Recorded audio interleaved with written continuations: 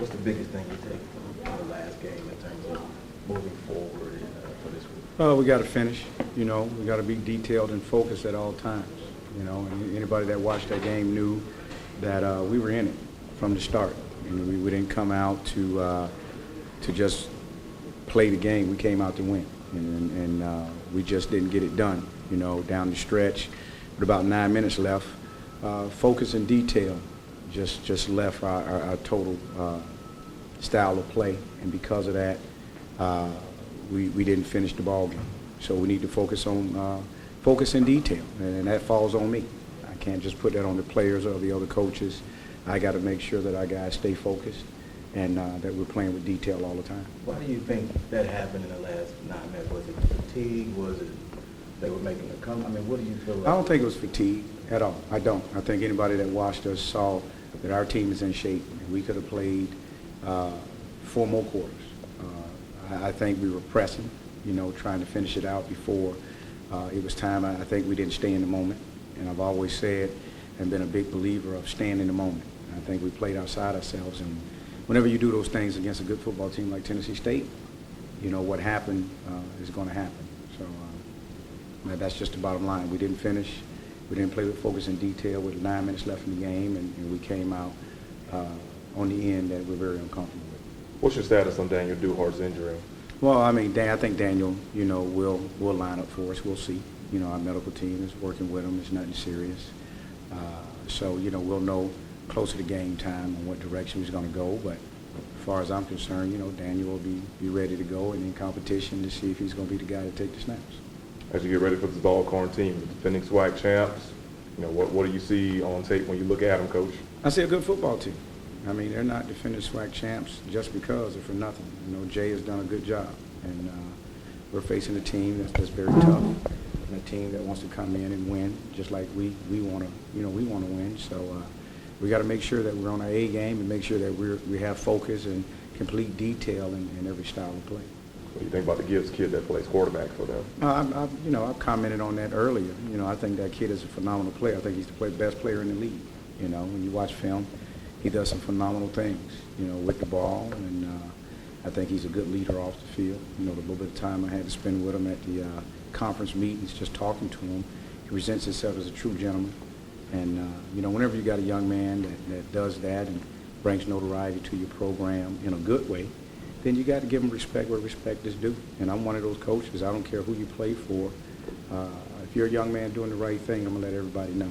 And he's a young man doing the right thing, and he needs to be, commended for that. What are the positives you take away from the way you guys played in that first game? That we're going to play football. That we're not going to be a pushover. We're not going to lay down. We're coming to play to win. And I was excited to see our players respond. It didn't matter what atmosphere we were in. They came to play football, and that's exciting for any coach to see his players fight and play the way we did. We played team ball because we made some mistakes offensively, and defense just picked right up. And then we made some mistakes defensively, and offense picked up. Special teams stepped in and did some good things. So to see a complete effort from your team, you can walk away from a coach feeling good on that. Your first home game. What are your thoughts on getting to play in front of the Hornet fans who have kind of embraced you from the time you got here? The thoughts that I have for every game, go out and win. That's it. It doesn't matter if we're home or we're away. My thoughts are the same. Prepare to win, go out and execute to win, and that's it. Coach, you talked about attention to detail and the penalties, not being able to stay in the moment and be disciplined. How did you address that? Well, I addressed it with our team, just straightforward. You cannot do those things and expect to come out victorious. It doesn't match up. It doesn't match up. It doesn't, It's along with everything else. You can't go buy stuff at the store to bake a cake, but you're expecting a pie to come out of the oven. You can't do it. It's impossible. And I just told them straight, those things we have to eliminate if we want to reach our goal and we want to win. And those are things I address very harshly with our team, very direct, and I let them know we're not going to be that type of football team that get senseless penalties at any time in the game. We had some personal fouls in the game that were senseless, At the time during the game, I questioned them, and I questioned the ref calling them, but once I got a chance to really see the film, they were the right calls. And we can't afford to do that, and we're not going to be that type of team. So I told them directly what we were going to do and the type of team we were going to be, and they had no other choice but to accept that. What time y'all get back Monday? How long do you sleep? Does it really matter? Huh? Does it really? Out of all the questions you asked me what time I got, no, I'm just teasing, but I'm teasing. I think we got back about 2:30. Did I sleep? No. I haven't been asleep since we got back, and that's just me. You know, it's not because of I'm worried about anything. I'm just, once things get going, it's hard for me to lay down and sleep. You know, I may take a nap here after dealing with you guys, you know, because you guys are exhausting. So, but yeah, I'm okay. It's the norm for me.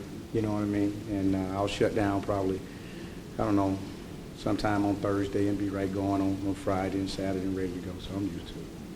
Well, it's one shorter day anyway, over the week. Well, I mean, Coming out, getting home that late, and all this like that. it doesn't matter. It doesn't matter at all. You know, one thing you know, our guys got some sleep.